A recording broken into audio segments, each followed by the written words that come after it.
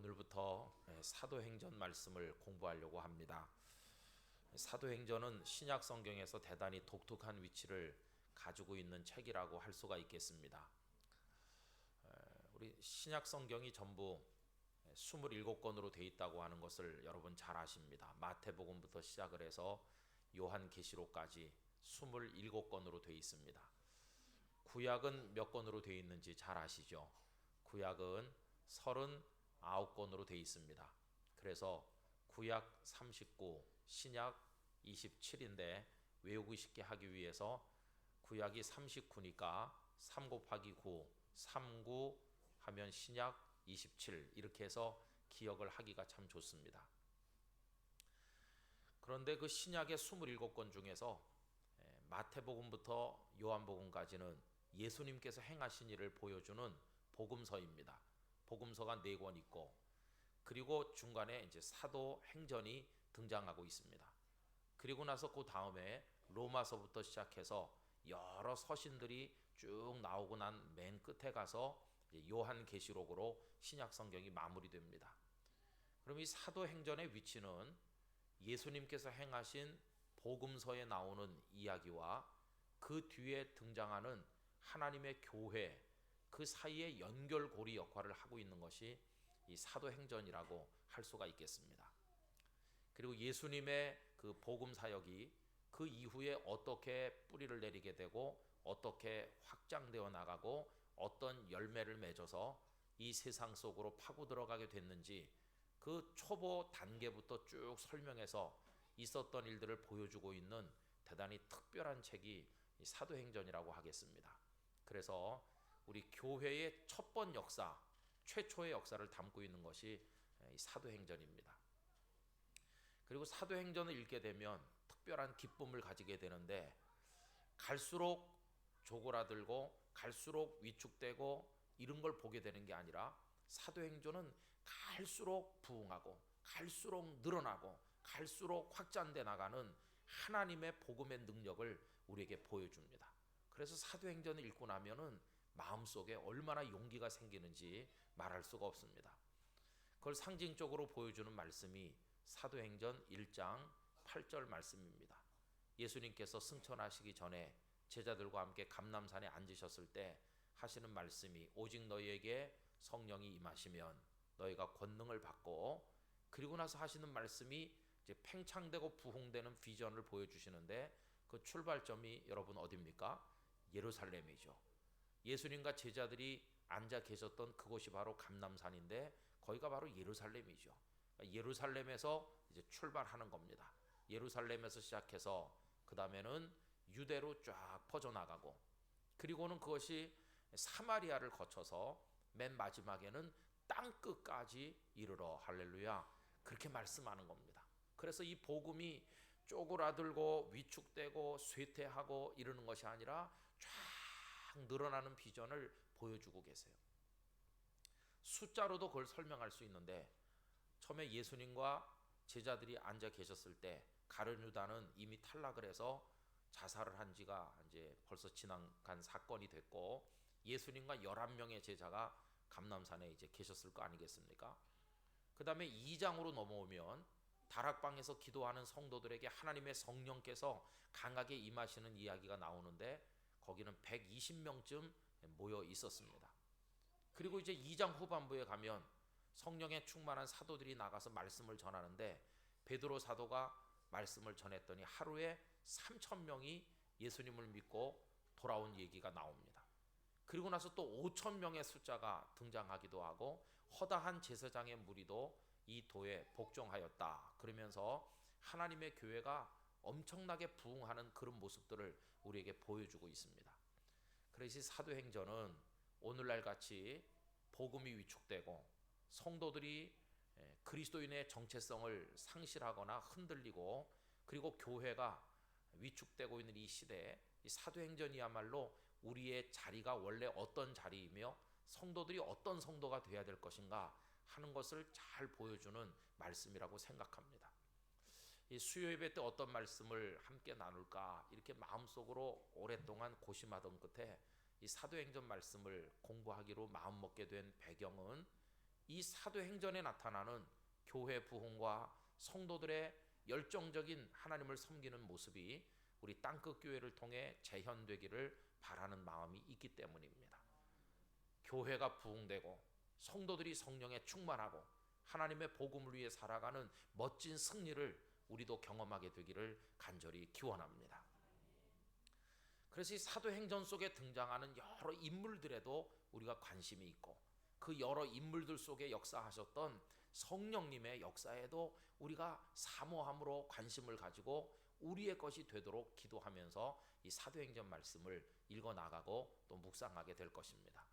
여러분 수요일마다 오셔서 함께 사도행전 말씀을 나눔으로써 그 사도행전 속에 나타난 하나님의 위대한 일들을 오늘 이 시대 우리 속에서 경험하게 되기를 간절히 소원하고, 베드로 사도의 그 능력 우리도 경험하고, 사도 바울을 통해 나타났던 복음의 확장 우리 교회도 체험하고, 그 속에 등장했던 여러 인물들 속에 여러분들도 등장하는 것처럼 그렇게 생각하면서 우리가 그 말씀을 같이 나누게 되기를 원합니다. 땅끝 기도 29일 같이 기도하면서 우리 가정을 위한 기도를 할 때 가장 모범적인 부부 중에 아굴라 브리스길라 부부를 이야기했던 적이 있었는데, 그분들도 사도행전에서 그 모습을 드러내고 있습니다.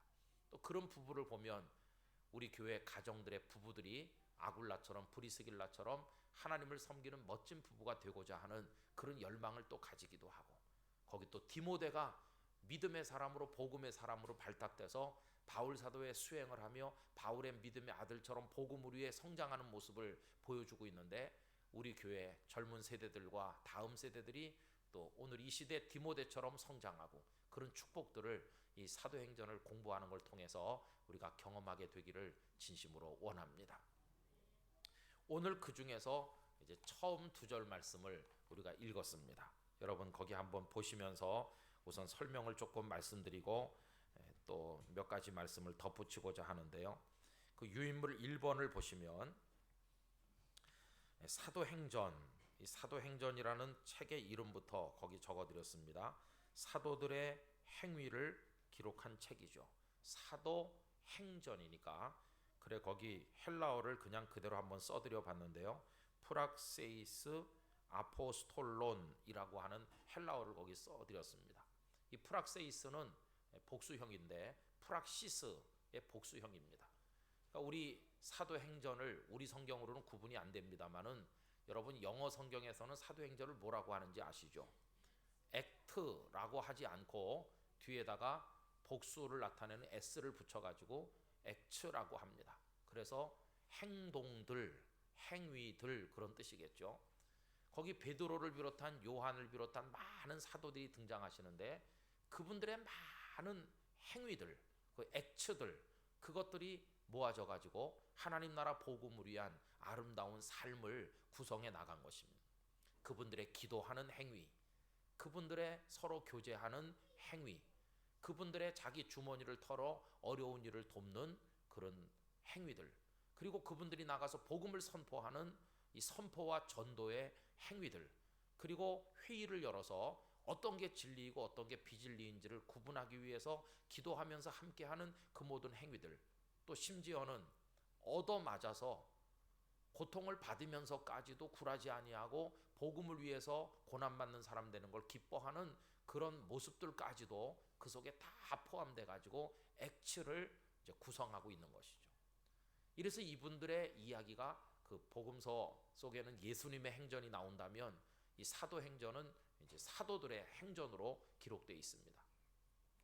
여러분 이게 아포스톨론, 아포스톨로스, 예수님의 보내심을 받은 사도들의 행위들이 모여진 책이다. 이제 그런 뜻이죠. 그럼 여러분 이 사도행전을 기록한 분은 누구겠습니까? 그 밑에 2번에 보시면 대답하기가 아주 쉬운 겁니다. 도대체 누가 기록했을까요? 그러면 누가 기록했다 이렇게 하면 맞는 겁니다.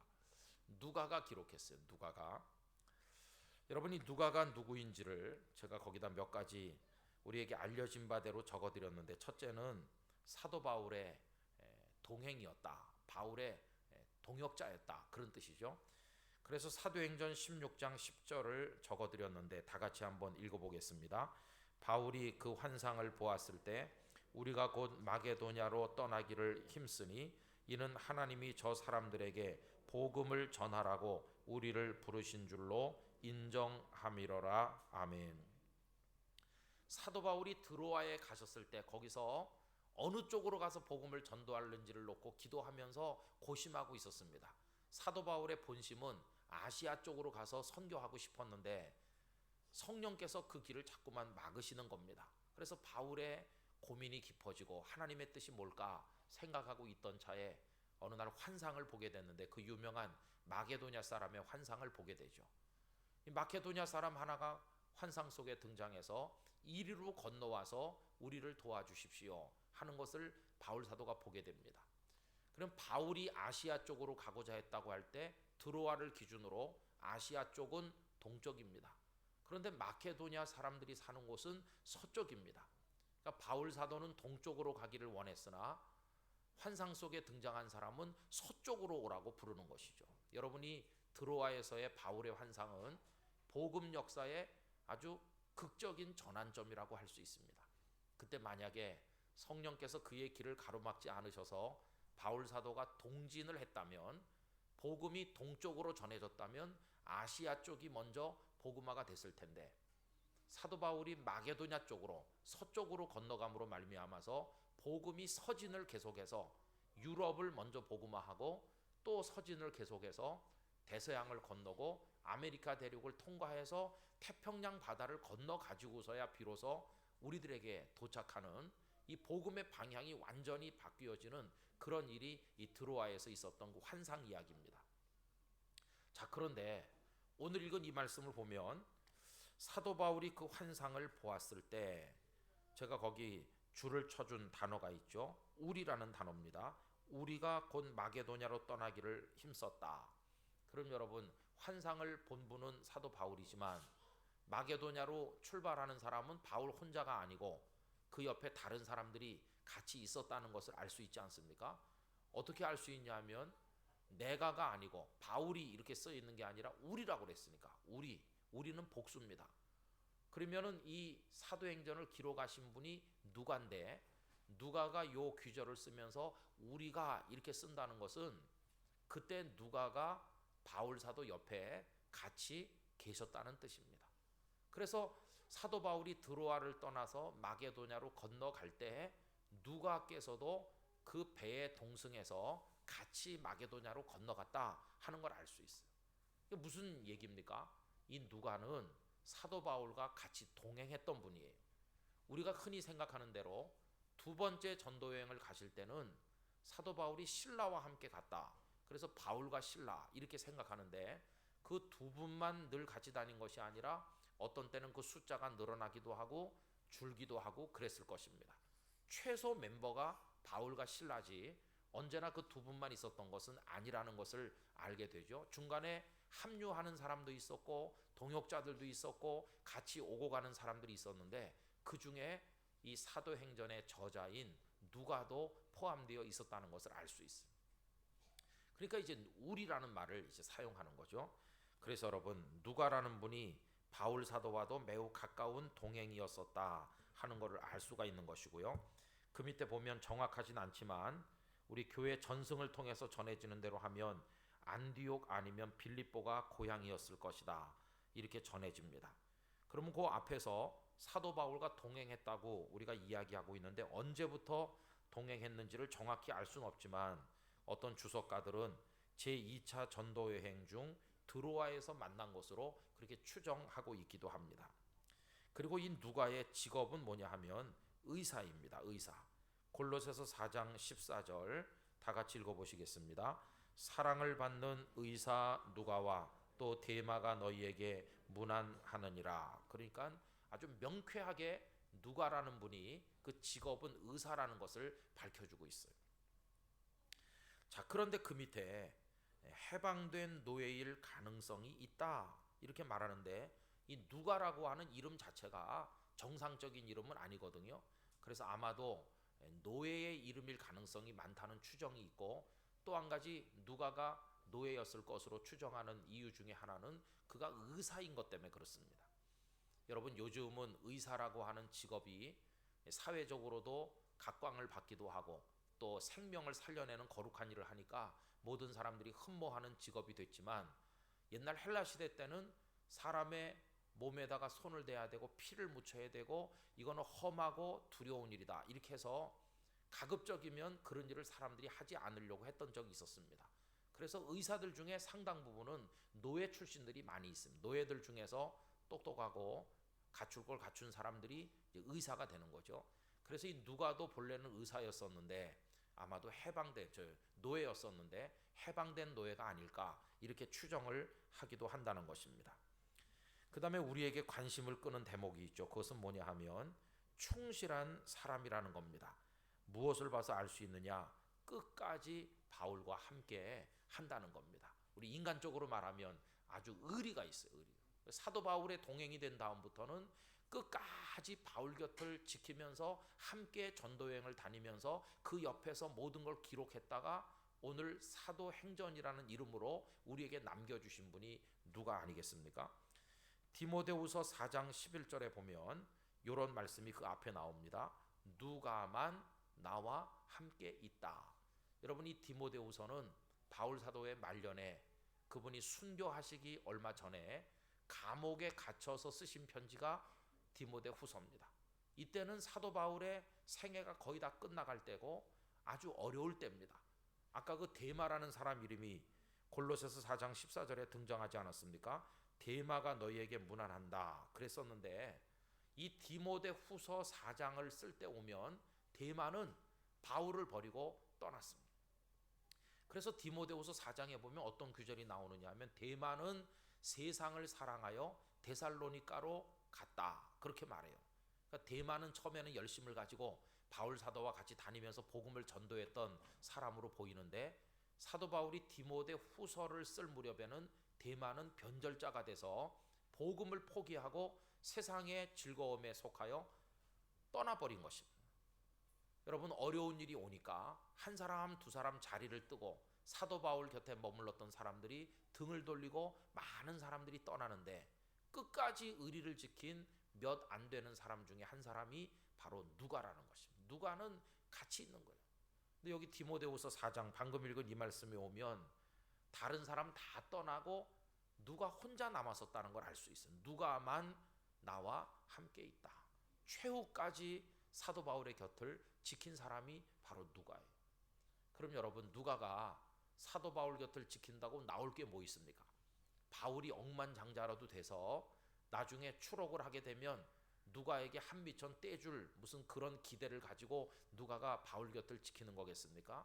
일절 그런 게 없습니다. 그런데도 누가가 사도 바울의 곁을 끝까지 지킨다는 것은 바울을 사랑하는 마음도 있었겠지만 궁극적으로는 누가의 가슴 속에 예수님을 사랑하는 마음이 있었기 때문이라고 믿습니다. 예수님을 변함없이 사랑하는 것이죠. 형편이 좋을 때는 말할 것도 없고 핍박을 당하고 사도 바울이 감옥에 갇히고 이 사람 저 사람이 다 떠나는 마지막 순간이 와도 나는 마지막까지 하나님의 종 바울과 함께 복음을 위해서 함께 하겠다. 이것이 누가의 결심이었습니다. 성도 여러분, 최후까지 예수님의 곁에 남고자 하는 결심을 가져야 되지 않겠습니까? 끝까지 주님 곁에서. 누가는 그런 분이셨어요. 그리고 교회 전승을 통해 전해지는 마지막 이야기는 이렇게 사시다가 약 84세를 일기로 비시디아 지방에서 하나님의 부르심을 받으셨다고 전해지고 있는 분이 바로 누가입니다. 여러분, 이 누가가 우리에게 기록해서 남겨주신 책이 신약 성경 속에 2개 포함되어 있는데, 하나는 바로 이 사도행전이고 그 이전에는 이제 누가복음을 기록하셨죠. 그렇죠? 자, 그럼 이 사도행전은 도대체 누구에게 써서 보낸 것인가? 여러분, 2번 사도행전의 수신자를 보면 데오빌로에게 보냈다는 것을 알 수 있어요. 저 위에 아까 읽었던 본문 1절 말씀을 다시 올라가서 보십시오. 데오빌로여, 이렇게 시작하죠. 아, 데오빌로라는 사람에게 써서 보냈구나.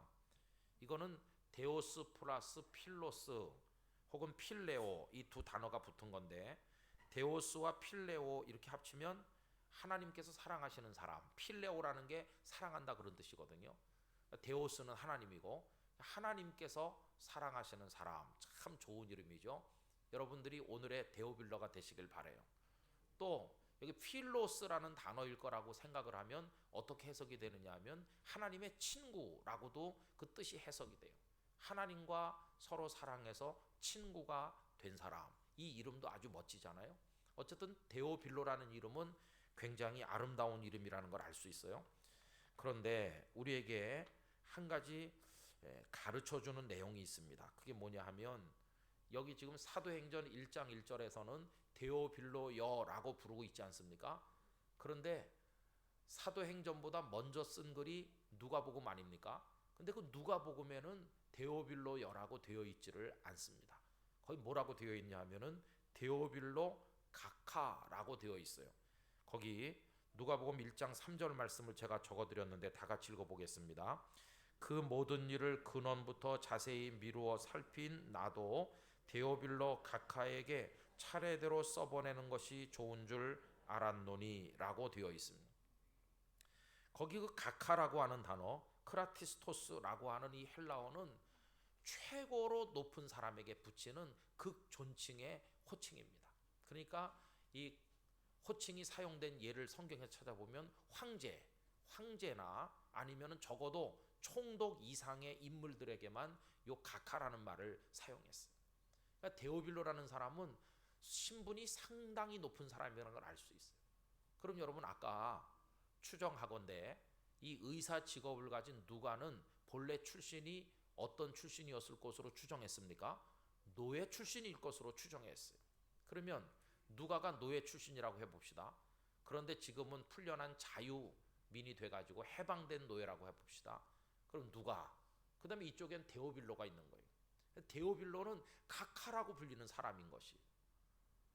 그래서 처음엔 누가복음을 써서 보낼 때는 예절을 깍듯하게 지키고 있습니다. 누가가 데오빌로 가카에게 차례대로 써보내는 것이 좋다고 생각하고 있습니다. 그래서 극존칭으로 데오빌로를 높이고 있는 것이죠. 그런데 사도행전에 오면 그 어투가 확 바뀌면서 가카라는 말이 사라지고 나타나지를 않습니다. 그냥 1절에 아까 보는 것처럼 데오빌로요 이렇게 부르고 있습니다. 여기 가카라고 하는 공식적 존칭이 사라지고 그의 이름을 바로 부르는 것은 두 사람이 지금 대단히 친숙해서 마치 친구와 같은 입장에 있게 됐다 하는 것을 우리에게 보여줍니다. 그래서 여러분 누가복음에서 사도행전에 이르기까지 이 두 사람의 관계 속에 어떤 놀라운 변화가 있었기에 가카라고 부르던 관계에서 그냥 이름만 부르는 관계로 바뀌었을까? 여러분 그 전에는 하늘과 땅만큼의 신분의 차이가 있었습니다. 그러나 지금은 신분의 차이가 다 없어졌습니다. 이제는 두 사람이 같은 눈높이에서 같은 입장에서 서로를 친구처럼 생각하면서 친숙해졌다는 것을 알 수 있습니다. 그러면 이 엄청난 뛰어넘을래야 뛰어넘을 수 없는 신분의 차이를 극복하도록 만들어주신 분이 누구이실까요? 그분이 바로 주님 예수님이신 것입니다. 예수님 안에서 데오빌로는 가카라는 거 떼버렸습니다. 그리고 스스로 낮추어 이제는 누가와 같은 입장에서 자신의 이름을 부르도록 하는 그런 입장에 서게 됐어요. 여러분 예수 그리스도의 복음의 능력이 가지는 열매가 바로 이런 것이라고 저는 믿습니다. 복음이 전해지고 복음이 역사하는 곳에서는 이런 변화들이 나타나야 되는 것이죠. 데오빌로가 예수님에 관해서 얼핏 듣고 있었을 때, 그러나 예수님이 어떤 분인지 제대로 몰라서 알고 싶어 할 때 이 누가는 처음부터 자세히 써서 데오빌로에게 보냈습니다. 데오빌로는 그것을 읽고 예수님이 이런 분이신가 하는 것을 알게 됐을 것입니다. 그러면 데오빌로가 누가복음을 읽으면서 가장 충격적으로 받아들인 메시지가 뭐였을 거라고 생각하십니까?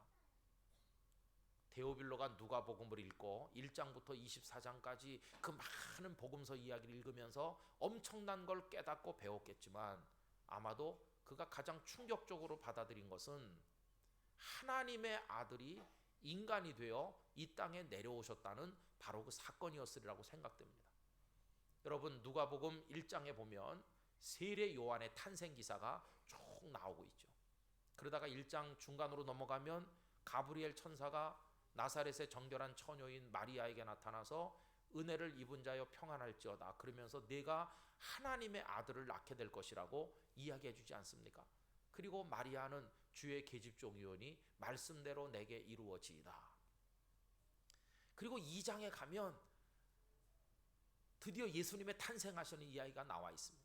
예수님이 탄생하시던 그 밤 천군 천사가 나타나서 지극히 높은 곳에서 하나님께 영광이요 땅에서는 기뻐하심을 입은 자들 중에 평화라고 하면서 노래하는 가운데 크고 밝은 별이 나타나고 수많은 사람들의 이야기가 그 속에 등장하고 있습니다.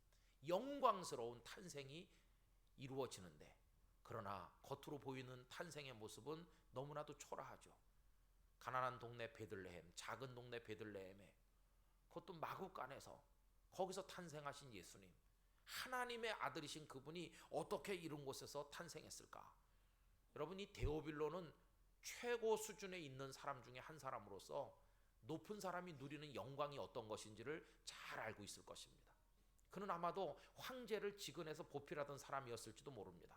로마 황제가 천하의 권력을 한 손에 틀어주고 얼마나 그가 대단한 삶을 사는지를, 그 궁궐의 호사스러움과 그 권력의 막강함을 옆에서 똑똑히 보고, 그리고 데오빌로 자신도 황제는 아니지만 적어도 각하라고 불리는 입장에 있으면서 부귀 영화를 극에 달하도록 누리는 사람들 중에 한 사람 아니었겠어요? 만약에 나 데오빌로에게 이 명예로운 관을 내려놓고 이 빛나는 옷을 벗어놓고 노예의 옷을 입으라고 한다면 나 데오빌로는 그렇게 할 수 있을까라고 생각했을 때 큰 충격을 받았을 것입니다. 황제의 아들이 빈민 동네에 사는 것도 충격적인데 황제의 아들 정도가 아니라 높고 높으신 하나님의 아드님이 인생들의 죄를 속하기 위해서 마구간에 나시고 그들과 더불어 함께 하신다는 걸 이 누가복음을 통해서 읽으면서 데오빌로의 가슴 속에 어떤 변화가 일어났겠습니까? 아마도 그때까지는 사람들에 의해서 각하라고 불릴 때마다 우쭐했을 겁니다. 나는 각하라고 불리는 사람이야. 나는 로마 전역에서 몇 안 되는 최고 권력층에 있는 사람들 중에 한 사람이야. 이런 자부심으로 살았겠지만 하나님의 아드님이 이 땅에 탄생하시고 그리고 십자가에까지 자신을 낮추어 죽으셨다는 누가복음의 이야기를 읽는 순간 자신이 가지고 있었던 자신의 그 신분에 대한 자부심이랄까 자랑이랄까 이런 것들은 와르르 무너지고 말았을 것입니다. 아마도 데오빌로도 그 이전까지는 더 높은 자리로 올라가려고 혈안이 되었던 사람들 중에 한 사람이었을지도 모릅니다. 그러나 이제는 예수님의 이야기를 통해 뒷머리를 방망이로 얻어맞은 사람같이 충격을 받고 나니 세상의 가치관이 뒤죽박죽이 되면서 무엇이 진정으로 값어치 있는 것인가 하는 생각을 했을 거 아니겠습니까? 높아짐으로써 자신을 구현하는 삶을 지금까지 추구해 왔는데 하나님의 아드님이신 그분은 낮아지심으로써 메시아가 되시고 자신을 낮추심으로써 사람들을 건져 올리시고 전혀 상상도 못했던 새로운 세계가 눈앞에 펼쳐지는 것을 이 데오빌로는 경험했을 것입니다. 그러면서 그분 앞에 무릎을 꿇었을 것입니다. 하나님의 아드님이신 주 예수님이시여, 이 교만하고 뻣뻣하고 각하라고 불리는 자리에 앉아있는 것을 자랑하며 살았던, 그리고 나보다 못한 사람을 형편없게 경멸하고 대우했었던 그런 저의 잘못을 용서해 주십시오. 이제는 저도 당신이 낮아진 것만큼 낮아질 수는 없겠지만 각하라 불리는 그 교만을 내려놓도록 하겠습니다. 오히려 나에게 당신의 그 위대한 이야기를 써서 보내준 믿음의 형제인 누가를 내가 소중히 여기고 누가를 내 친구처럼 대하겠습니다. 그들로 하여금 내 곁에 다가올 수 있도록 하겠습니다. 이제 나도 내려가서 낮추고 또 낮추어서 그들 곁으로 가도록 하겠습니다. 이게 데오빌로 속에 이루어진 변화가 아니겠습니까? 아마도 누가복음을 다 읽고 데오빌로는 눈물을 펑펑 흘리며 변화됐을 것입니다. 구주 예수님이 이런 분이시라면 그분을 따르는 제자는 어떻게 살아야 되겠는가? 나도 그분을 따르는 자 중에 하나로서 살고 싶다. 이제는 내가 이 세상의 가치관을 내려놓고 예수님처럼 살고 싶다. 그리고 아마 제 생각에 누가복음을 다 읽은 소회를 담아서 편지 하나를 써서 누가에게 보내지 않았을까 그런 생각이 들기도 해요. 아니면은 누가를 초청해서 만났을지도 모릅니다. 자네가 써서 보낸 누가복음을 읽고 내 눈이 열렸네. 지금까지 살아왔던 나의 인생이 얼마나 부질없는 삶이었는가를 깨닫게 됐고 이제 나도 예수님처럼 이 각하라고 불리는 이런 자리에서 다 내려가 겸손함과 사랑으로 형제 자매를 대하기로 결심했다네. 그러니 자네가 혹시 노예 출신이라 할지라도 개의치 말게. 예수 그리스도 안에서 자네와 나는 이제부터 친구일세. 우리 형제라고 부르세. 이렇게 하지 않았을까? 두 번째 보내는 글인 이 사도행전에 넘어오면 누가는 데오빌로의 내면에서 일어났던 이 놀라운 변화와 그의 그리스도 안의 사랑으로부터 나오는 친절을 기꺼운 마음으로 받아들이기로 결심한 것 같습니다. 사양하면서 무슨 말씀을 그렇게 하십니까?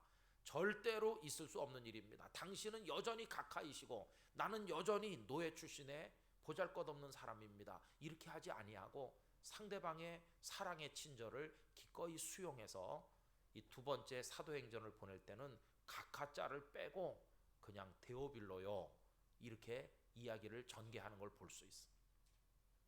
여러분, 저는 이 말씀을 준비하면서 복음이 가져오는 실질적인 변화의 역사를 보는 듯 하였습니다. 복음이 실제로 교만한 사람을 낮추고 서로를 가까워지게 만들고 두 사람을 주님 안에 형제로 묶어주는 이 복음의 능력이 나타나고 있지 않습니까? 근데 오늘 우리는 예수를 믿는다고 하는데 변화도 일어나지도 않고 이 복음이 가져오는 실질적인 역사를 경험하지 못할 때가 얼마나 많은가, 그런 생각을 하면서 안타까운 마음이 들기도 했습니다. 여러분, 데오빌로 각하가 데오빌로라 불리는 사람으로 바뀌고 이 두 사람의 관계가 친숙한 형제처럼 이렇게 변화되는 모습이 이게 복음이 가진 능력이라면 오늘 우리 속에서도 예수님을 믿음으로 삶의 여러 국면 속에서 실질적인 변화들이 일어나게 되기를 간절히 원합니다. 이 얘기는 참 놀라운 이야기입니다. 그래서 이 누가는 데오빌로에게 이 사도행전을 써서 보내게 되었다 하는 이야기입니다. 자, 그러면 이제 3번으로 내려가서 먼저 쓴 글에는 이렇게 시작되죠. 그 1절에 올라가 보시면 데오빌로요 내가 먼저 쓴 글에는 이렇게 나오는데 먼저 쓴 글이 뭐겠습니까? 그게 누가복음이죠. 그죠? 누가복음을 먼저 써서 보냈고 데오빌로가 그걸 읽으셨고 그리고 변화가 일어나고 이제 그 후편이 필요한 것이죠.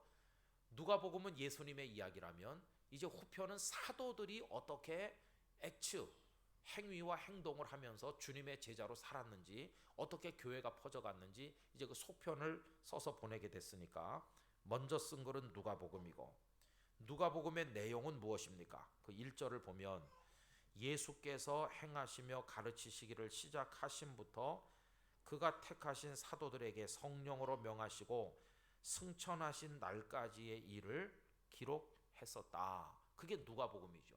그래서 예수님께서 이 세상에 등장하시고 사람들 가운데 살아가시고 말씀을 가르치시고 이렇게 하시다가 십자가 지시고 부활하셔서 제자들이 보는 앞에서 승천하신 것까지 내가 지난번 누가복음에다가 써서 보냈는데 이제부터는 그 다음 이야기를 써서 보내겠소 하는 말을 지금 하고 있는 겁니다. 자, 그럼 이제 4번으로 내려오십시오. 사도행전이 있기까지의 조건 이렇게 되어 있는데요. 사도행전이 있기까지 먼저 있었던 것이 무엇입니까? 누가복음이 있었던 것이죠. 그 당연한 얘기죠. 그러나 중요한 얘기입니다.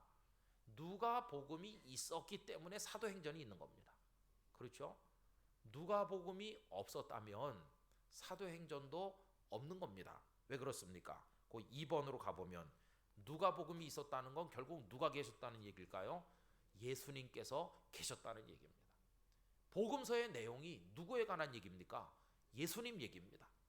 그러니까 누가가 누가복음을 쓸 수 있다는 것은 예수님께서 계셨기 때문에 누가복음을 쓸 수 있는 거지.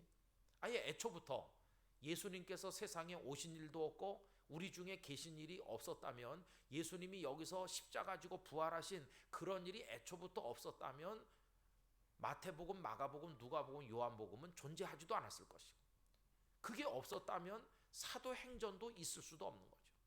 결국 사도행전이 존재하기 위한 전제 조건이 뭐냐 하면 누가복음이 있는 건데, 누가복음이 있다는 것은 예수님께서 계셨다는 것이.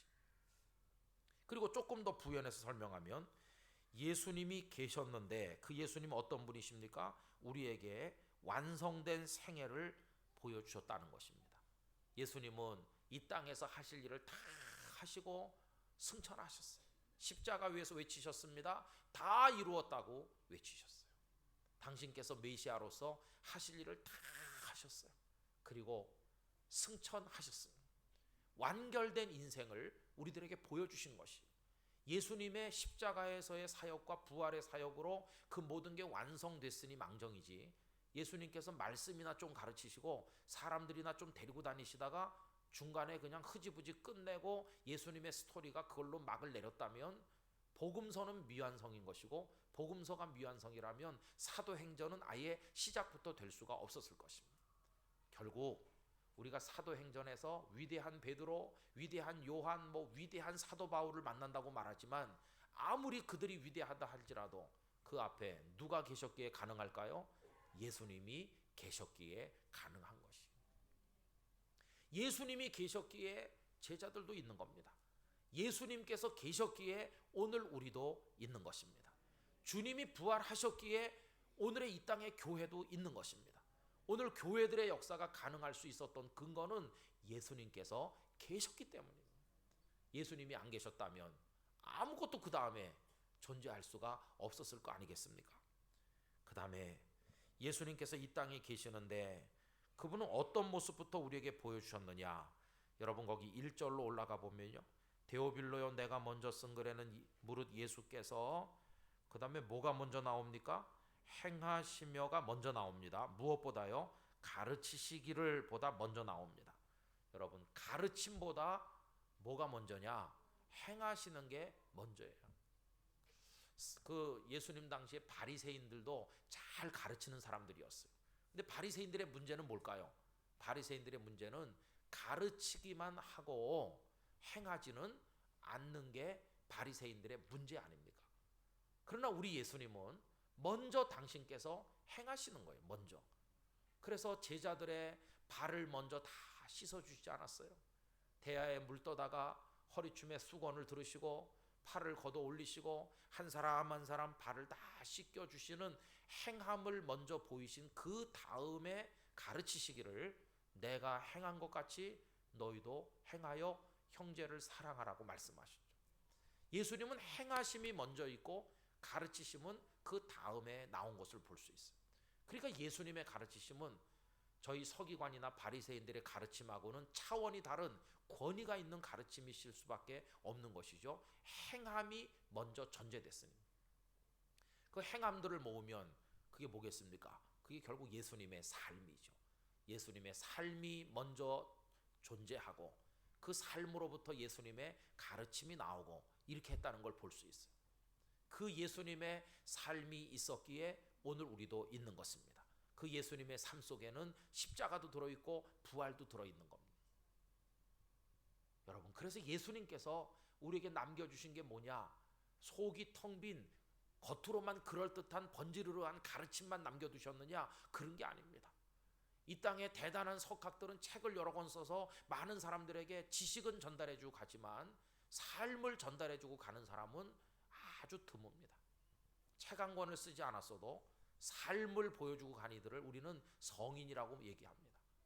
그러나 예수님은 그 모든 것을 다 가지신 분이셨어요. 삶 속에 가장 위대한 삶인 당신을 죽여 남을 살리는 이 삶을 우리에게 보여주시고 그리고 그걸 다 가르치시고 그리고 승천하셔서 가신 분이 우리 주님이십니다.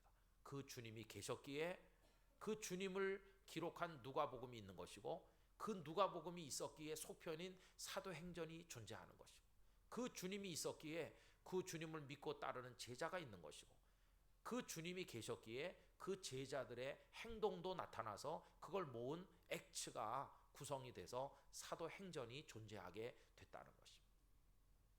그래서 사도행전이 있기까지의 조건은 대단히 여러 가지가 있었다 하는 것을 알 수가 있어요. 그럼 맨 마지막 사도행전이 있기까지 또 하나의 조건은 뭡니까?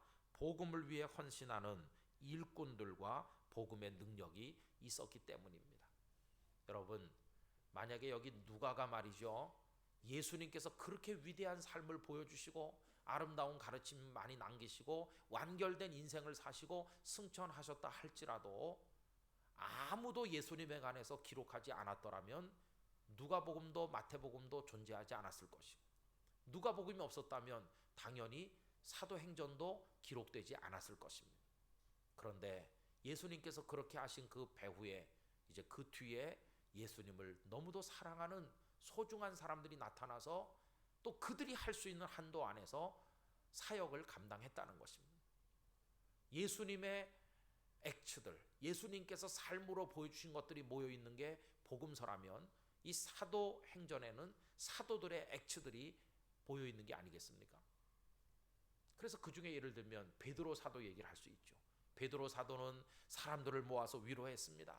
자, 예수님이 승천하셨으니까 우리 이렇게 있으면 안 된다. 이제는 힘을 내서 기도하자. 그리고 가룟 유다는 자기 갈 길로 갔으니 그 빈자리를 채우기 위해서 우리가 한 사람 뽑자. 그래, 제비 뽑기로 해서 마띠아를 뽑아 그 자리를 채우게 하고 성도들을 독려해서 다락방에 모이게 하고 열심히 기도를 인도하고 성도들을 힘을 북돋우고 예루살렘 교회의 기둥 같은 역할을 이 베드로 사도께서 감당하신 거 아닙니까? 그리고 모두에게 성령이 임했을 때 베드로는 누구보다 먼저 달려나가서 그 절기에 모인 수많은 순례자들 앞에서 예수님의 죽음과 부활을 설교하였고, 그 설교를 들은 사람들이 하루에 3,000명씩 주님께로 돌아오지 않았습니까? 그러니까 그런 것들이 지금 사도행전 1장, 2장, 3장에 쭉 기록되어 있는데 이게 베드로의 액치죠. 베드로의 행위들이 거의 기록되어 있는 걸 볼 수 있어요. 그러면 누가는 어떻습니까? 누가는 누가대로 누가 자신이 할 수 있는 일을 열심히 한 것입니다. 그래서 여러분 누가복음 1장 1절부터 보면요, 이런 말씀이 있습니다. 제가 한번 읽어보겠습니다. 우리 중에 이루어진 사실에 대하여, 우리 중에 이루어진 사실은 예수님의 이야기를 말하는데 그것에 대하여 처음부터 목격자와 말씀에 일꾼된 자들이 전하여 준 그대로 내력을 저술하려고 붓을 든 사람이 많은지라. 예수님 스토리를 적어서 남에게 전달해 주려고 시도하는 사람이 많았다. 여러분, 그들 이름이 우리에게 알려지지 않지만 한 사람에게라도 예수님 이야기를 더 전해주려고 기록하는 사람들이 많이 있었다는 거예요. 그분들의 노력이 다 갸륵하고 얼마나 아름답습니까? 그런데 3절, 그 모든 일을 근원부터 자세히 미루어 살핀 난 누가도 데오빌로 각하에게 차례대로 써보내는 것이 좋은 줄 알았노니 이는 각하가 알고 있는 바를 더 확실하게 알게 하려 함이로라. 그러니까 데오빌로가 어디선가 예수님의 이야기를 조금 들었어요. 그러나 제대로 알진 못해요. 그래서 아마 누가에게 내가 예수라는 선생에 대해서 들었는데 특별한 분인 것 같던데 좀 더 알고 싶은데 무슨 방법이 없을까? 아마 그랬을 것 같아요. 그랬더니 누가가 예수님에 관한 이야기를 다 모으고 그 근원부터 자세히 미루어 살펴가지고 요목요목 적어가지고 그걸 데오빌로에게 보낸 게 그게 누가복음이 된 것이죠. 여러분, 누가복음에 다른 복음서에 없는 멋진 스토리들이 얼마나 많은지 몰라요. 이 누가가 단 한 사람 데오빌로를 위해서 얼마나 열정을 쏟아서 조사를 하고 세밀하게 기록했는지. 여러분, 이 누가의 정성이 한 사람을 위한 것이었어요. 한 사람, 데오빌로. 그러면 누가복음에 나오는 다른 복음서에 없는 이야기들이 여러분 어떤 게 있을까? 예를 들면 세례 요한이 탄생하는 이야기는 다른 복음서에는 없고 누가복음에만 있습니다. 예수님의 족보가 마태복음 1장에서는 아브라함부터 이렇게 내려오는 족보지만 누가복음 3장에서는 거슬러 올라가는 족보인데 이런 얘기도 누가복음에만 있는 것이죠. 또 천사들이 나타나 노래하는 얘기, 목자들이 찾아가서 경배하는 얘기, 예수님이 성전에 가셨을 때 안나와 시므온을 만나는 스토리, 이런 것들도 다 누가복음에만 나옵니다. 그뿐이 아닙니다. 선한 사마리아 사람의 비유라든지 뭐 잃은 양 100마리 중에 한 마리 이야기, 뭐 이런 것들 대부분이 다 누가복음에 독특하고 삭개오 이야기 다 누가복음에 독특합니다.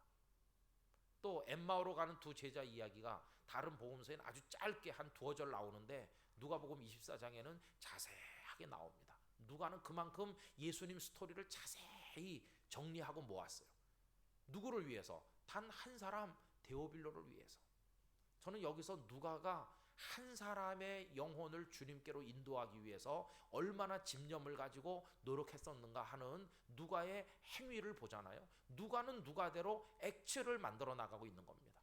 누가가 예수님의 이야기를 모으는 행위, 그걸 정리하는 행위, 그걸 정성껏 손으로 써는 그 수기의 행위, 그때는 파피루스 아니면 양피 가죽에다 썼을 텐데 그걸 다 적어가지고, 그래서 데오빌로에게 그 물건을 운반해서 직접 가지고 갔는지 누구를 통해 보냈는지 모르지만 이 모든 것들을 행동 하나하나가 모아져 가지고 누가의 액츠가 되는 것이죠. 성경에 기록되어 있지는 않지만 저는 그 모든 누가에 보이지 않는 수고들이 하늘나라에는 누가 행전이라고 분명히 존재할 것이라고 저는 믿습니다. 하나님께서 누가야, 내가 그 모든 걸 그렇게 자료를 모으고 수고하고 땀 흘리고 기록하고 데오빌로에게 그걸 가져다 줘서 읽게 하고 그 모든 수고를 내가 다 모아 너의 수고를 따로 여기 기록했다. 이게 누가 너의 액치다. 그렇게 하실 것이. 그리고 또 이제 사도 행전에 나오는 이야기를 다 모으는 거죠. 사도 바울을 따라다니면서 바울 사도가 마게도냐로 건너가서 그 지역의 첫 성인 빌립보에서 자주장사 루디아를 만나는 것부터 시작해서 또 다 적어가지고 그 모든 자료를 조사했겠죠. 그 중간에 누가가 동행하지 못한 이야기들은 또 같이 바울과 함께 했던 사람에게 다 자료를 모았겠죠. 그곳에서는 무슨 일이 있었는가 다 모아가지고, 그래서 오늘 사도행전을 적은 것이죠. 그것도 누구를 위해서? 데오빌로 한 사람을 위해서. 그런데 보세요, 참 놀랍습니다.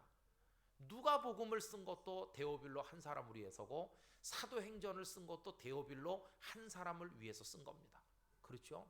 그런데 하나님께서는 이 누가의 정성을, 데오빌로 한 사람을 위해서 기울인 그 정성을 나중에 어떻게 명예롭게 사용하십니까? 전 인류를 위한 것이 되도록 사용하시는 것이. 전 인류가 누가복음을 읽고 전 인류가 사도행전을 읽음으로써 하나님의 놀라운 역사를 보게 하는 거 아닙니까?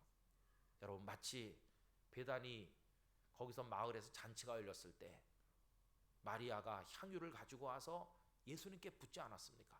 예수님 한 분을 위해서 향유를 부었지만 예수님께서는 그 이야기가 복음이 전해지는 모든 곳에서 알려져서 알게 될 거라고 얘기하지 않았습니까?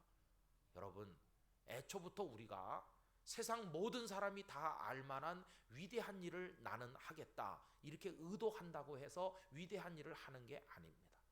우리는 오늘 내가 사는 곳에서 내가 알고 있는 한 사람에게 내가 알고 있는 예수님을 전해주기 위해서 찾아가는 행위, 그분을 만나는 행위, 선물이라도 전해주는 행위, 그분이 잘 듣지 않지만 끈기를 가지고 예수님 이야기를 해주는 행위, 그 다음날 또 가고 그 한 달 후에 또 찾아가고, 이런저런 많은 행위를 통해서 한 사람을 위해 수고할 때 하나님께서는 하늘에다가 다 일일이 기록해서 기마무게 행전이다, 바가무게의 행전이다 이렇게 기록해 놓으실 것이고, 내가 그 한 사람을 위해서 기울인 수고를 하나님께서는 명예롭고 존귀하게 많은 사람들에게 유익이 되도록 사용하실 줄로 저는 믿습니다. 초대교회 선교사들이 어느 마을에 가서 한 마을에 예배당 하나를 세우시잖아요. 인구도 얼마 되지도 않는 조그만 마을에 예배당 하나를 세운 게 뭐 대단합니까? 아무것도 아닌 것 같지만 그 조그만 예배당에 코올릭의 아이들이 드나들면서 거기서 하나님을 배우고, 그 코올릭의 아이들 중에 놀라운 주의 종이 배출이 되고 민족을 건지는 인물이 거기서 나타나게 되고, 그 코올릭의 아이가 위대한 목사님이 돼서 수많은 사람들에게 복음을 전하고, 그 목사님에게 감동을 받은 청년이 또 다른 사명자가 돼서 나타난다면 이 선교사가 시골 마을 조그만 곳에 교회를 하나 세운 게 나중에는 얼마나 존귀하게 열매를 맺으며 파급되겠습니까? 여러분, 결국 이 사도행전이 우리들에게 도전하는 메시지는 뭐냐 하면 오늘 우리들도 액츠를 해야만 된다는 것입니다. 예수님 행전이 복음서라면, 사도들의 행전이 사도행전이라면 이제 오늘 우리가 행한 행전들을 모아가지고 땅끝 교회 교인들의 행전이 있어야 되는 것이. 나중에 하나님 앞에 갔을 때 김 목사 너의 행전이 뭐냐 이렇게 말하면 저의 행위와 행위들이 모여가지고 하나의 행위가 다 모여서 이제는 복수의 액치가 될 텐데, 하나님 앞에 그게 쫙 펼쳐지는 그날이 올 때 아무것도 하나님을 영화롭게 하는 행위가 없었다고 한다면 우리의 생애 자체가 새해를 맞이해서 의욕적으로 출발해보기는 하지만 얼마나 부끄러운 삶이 되겠습니까? 2014년 한 해가 하나님께 보여드릴 우리의 삶을 기록한 행전이 기록되는 그런 축복의 한 해가 되기를 간절히 기원하는 것입니다. 누가는 누가가 할 수 있는 입장에서 그렇게 최선을 다해서 비록 한 사람을 위해서 했지만 그 한 사람을 위한 것이 전 인류를 위한 것이 된 것처럼 우리도 내 삶이 있는 직장에서, 가정에서, 땅끝교회 한 모퉁이에서 내가 하는 일이 별거 아닌 것 같을지라도 그 일을 주님 사랑하는 마음으로 열심히 할 때 그게 우리들의 행전이 될 줄로 믿습니다. 그래서 사도행전은 28장으로 끝났지만 사도들의 뒤를 잇는 그 포스트 아포스톨로스, 그 사도 후기 시대 사도들이죠. 예수님의 12제자 그 다음에 나오는 속사도들의 행전이 또 이어져 나가는 것이고, 그 속사도들의 행전이 약 주후 150년까지 이어진다고 말합니다. 속사도들 중에 여러분 잘 아시는 분이 있습니다. 예를 들면 서문학교의 목회자인 폴리캅 같은 분이 계십니다. 폴리캅이 나중에 체포됐을 때 화형을 시키기 위해서 그를 끌어냈을 때 그가 젊은 집정관 앞에 당당했던 모습을 기억하실 것입니다. 노인장, 온 마을 사람들이 노인장을 존경하고 집정관인 나도 당신을 대단한 인물로 존경하고 있는데 딱 한 번만 예수 모른다고 말하면 내가 당신을 살려줄 테니 그 다음에 마음껏 예수를 믿으시오, 이렇게까지 말했지만 폴리캅은 지나간 83년 동안 그분이 단 한 번도 나를 모른다고 하신 적이 없는데 내가 어떻게 그분을 모른다고 하겠습니까? 그러면서 자신의 생명을 순교의 제물로 바친 이 폴리캅 목사님 아니십니까?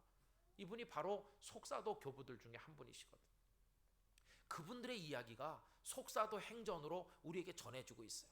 폴리캅이 어떻게 했는지, 이그나티우스가 어떻게 했는지, 클레멘트 목사님은 어떻게 했는지, 그리고 그 다음 세대, 그 다음 세대, 그 다음 세대로 해서 오늘 여기 21세기까지 거룩한 교회 역사가 흘러오면서 우리 믿음의 선배들이 수없이 나타났다 사라지고 수없이 나타났다 하늘나라로 가시면서 이 바톤이 오늘 우리에게까지 내려온 것이죠.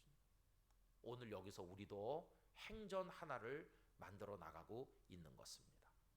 여러분들의 행전이 아름답게 하나님 앞에 봉헌되시기를 축원합니다. 우리의 작은 행위 하나하나가 다 모아져서 기도하는 일, 찬양하는 일, 섬기는 일, 그리고 작은 봉사, 그리고 나의 눈물 몇 방울, 이런 게 다 합쳐져 가지고 우리의 행전이 되는 것이죠.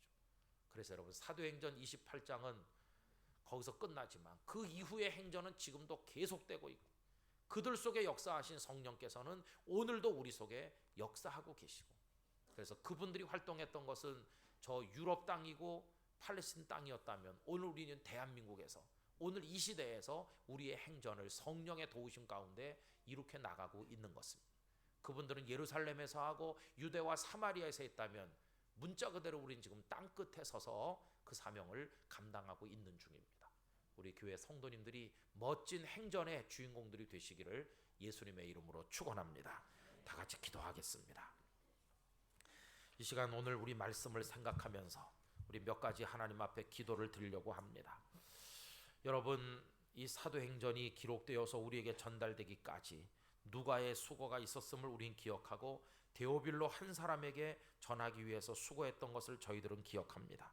뿐만 아니라 이 데오빌로가 처음에는 각하였었지만 이제는 데오빌로로 예수 그리스도 안에서 변화된 사람이 되어 이제는 형제가 되고 복음 안에서 그들이 새로운 삶을 살아갔던 것을 보게 됩니다.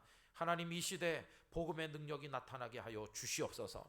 우리도 복음을 위해 수고하게 하여 주시옵소서. 작은 행동 하나가 모여져서 우리의 행전이 될 수 있도록 도와주시고 하나님 앞에 그것을 펼쳐놓았을 때 멋지고 아름다운 것이 되게 하여 주시고 2014년이 그 행전을 잘 써나가는 축복의 시간이 되게 하여 주시옵소서. 이런 마음으로 우리 주님 한번 부르며 다 같이 기도하겠습니다. 주여, 거룩하시고 사랑이 많으신 아버지 하나님 감사합니다. 오늘 이 수요 예배를 이곳에서 같이 드리면서 성도들과 함께 하나님의 말씀을 같이 나눕니다. 아버지 하나님이여, 사도행전은 사도들을 통해 역사하신 성령님의 역사가 기록되어 있습니다. 오늘 이 시대, 저희들은 이 시대에 살면서 오늘 이 시대에서 우리의 행전을 만들어 나가는 중이 아닙니까? 아버지 하나님이시여, 베드로의 사역이, 또 요한의 사역이, 사도 바울의 사역이, 누가의 사역이 그들 속에 기록되어 있는 것처럼 오늘 우리는 이 시대 속에서 아름다운 역사를 이루어 나갈 수 있게 하여 주시기를 기도드립니다. 2014년이 바로 그러한 해가 되기를 원합니다.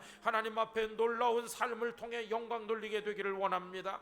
예수님의 행하시며 가르치심이 그 다음에 따라 나왔는데, 저희들도 먼저 행하고 우리의 삶으로 하나님 앞에 우리 자신을 드리고, 그리고 또 가르칠 수 있는 사람들이 되게 하여 주시기를 간절히 원합니다. 땅끝 가족들의 2014년 삶이 복되게 하여 주시옵소서. 힘으로 더 나가 하나님이 아름답게 보시는 행위들을 통하여 영광을 돌려드릴 수 있도록 은혜를 허락하여 주시옵소서. 믿습니다. 한 가지만 더 기도합시다. 2014년 한 해는 아버지 하나님, 모든 예배를 통해 하나님 앞에 바로 서게 하여 주옵소서. 만사를 제쳐놓고 예배하는 일에 최우선의 마음을 두게 하여 주시옵소서. 그래서 예배를 통해 깨달을 걸 깨닫고 다짐하고 하나님의 능력을 얻어 살아가는 저희 모두가 되게 해 주시옵소서. 한 가지만 더 집중해서 기도하겠습니다. 거룩하시고 사랑이 많으신 아버지 하나님, 2014년도에 우리가 예배 생활에 승리하기를 원합니다.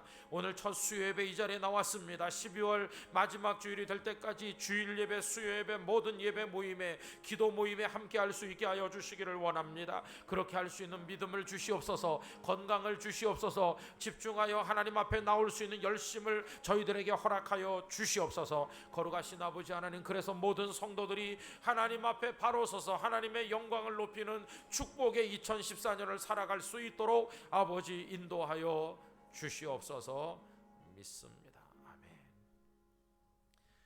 존귀하신 아버지 하나님, 새해가 되어서 첫 수요일을 맞이하고 오늘 저녁에는 떡국 한 그릇을 같이 나누어 먹으며 하나님께서 우리 교회를 통해 세우게 하신 홀리조이 센터에서 예배를 드립니다.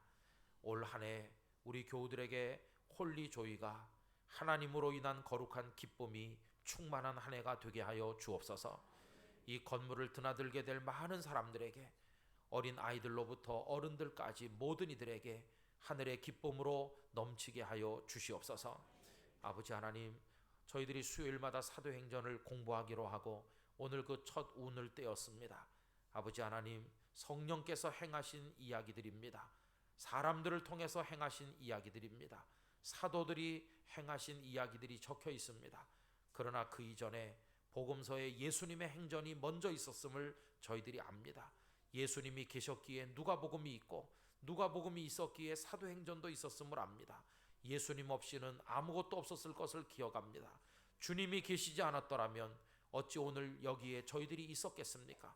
주님이 이 땅에 오셨고 십자가 지시고 부활하셨기에 오늘 주님을 믿는 저희들이 존재하게 된 것을 알고 있습니다. 언제나 주님을 따라가는 성도가 되기를 원합니다. 누가복음이 예수님 행전이라면, 사도행전은 사도들의 행전이라면 오늘 이 시대 우리들도 행전을 써나가는 성도가 되게 하여 주시옵소서. 그래서 하나님 나라에 펼쳐질 때 그 내용이 부끄럽지 않게 하시고 작은 노력들이 모아져서 우리의 삶으로 하나님 앞에 영광 돌리는 복된 행전을 하나님 앞에 바치는 사람 되게 하여 주시옵소서.